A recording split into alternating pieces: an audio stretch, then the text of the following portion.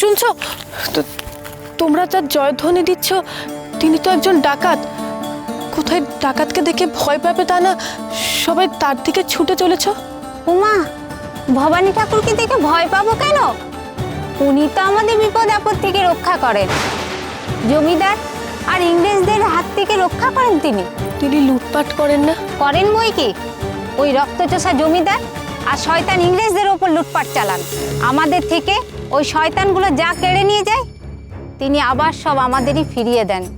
তুমি বুঝি নতুন এসছো তাই জানো না। তিনি ডাকাতি করে নিজের কাছে রাখেন না?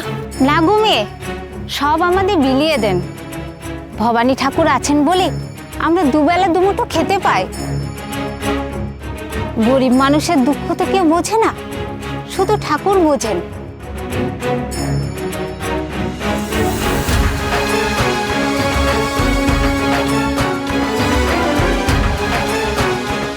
তিনি আমাদের কাছে ভগবান, আমরা তাকে ঈশ্বরের রূপ মনে করি।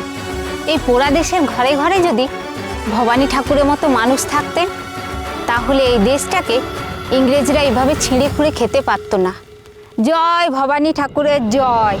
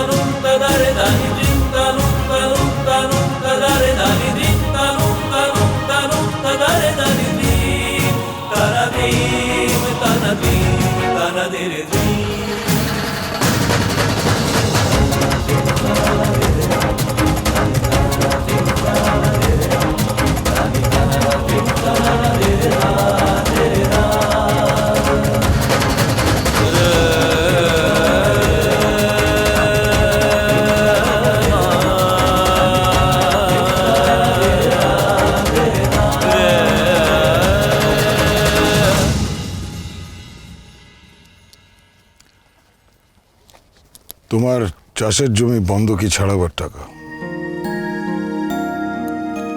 তোমার ঘরের ছাউনির টাকা, গণেশ মেয়ের বিয়ে বলেছিলে না?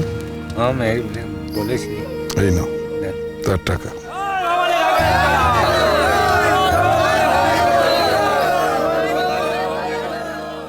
আমি তোমাদের কিছু দান করছি না। এসব সম্পত্তি ধন দৌলত সবই তোমাদেরই প্রাপ্য।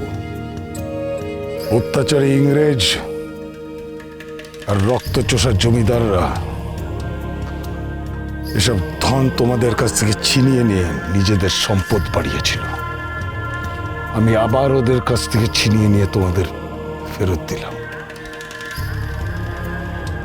রক্তচোষাদের দমন করে আমার বাংলার মানুষদের মুখে হাসি ফোটাবার ব্রতী হয়েছে মাত্র।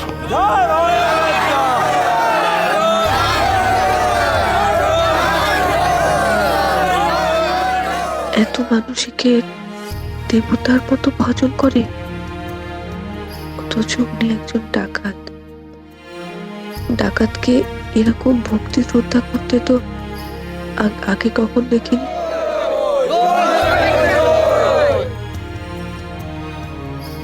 আমার নামের জয়ধ্বনি না দিয়ে আমার সাথে থেকো তোমরা।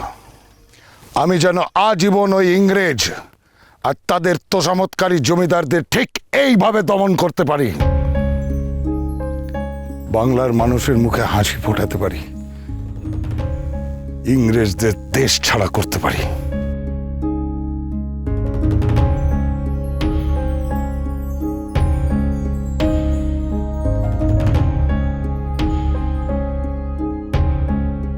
আমার ভারত মাতার ধ্বজা স্বাধীন ভারতে আজীবন যেন ঠিক এইভাবে উঠতে দেখতে পারি।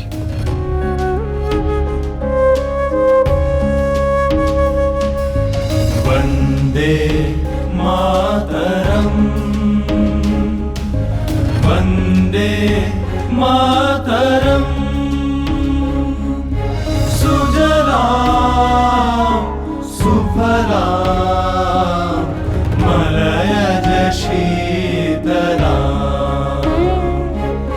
शस्य श्यामलां मातरम् वन्दे मातरम् वन्दे मातरम्।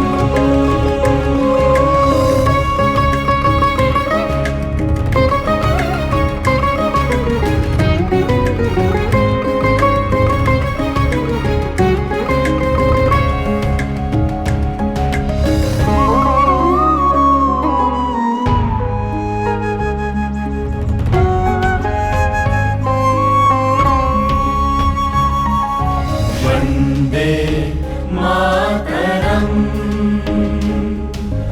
वन्दे मातरम् सुजलां सुफलां मलयज शीतलां शस्य श्यामलां मातरम् वन्दे मातरम् वन्दे मातरम्।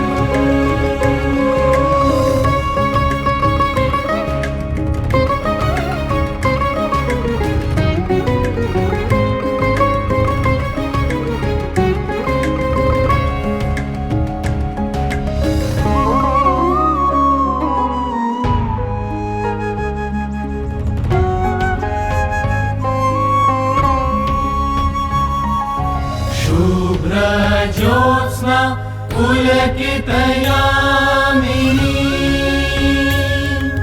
फुल्लकुसुमित द्रुमदलशोभिनी सुहासिनी सुमधुरभाषिणी सुखदां वरदां मातरम् वन्दे मातरम् वन्दे मातरम्।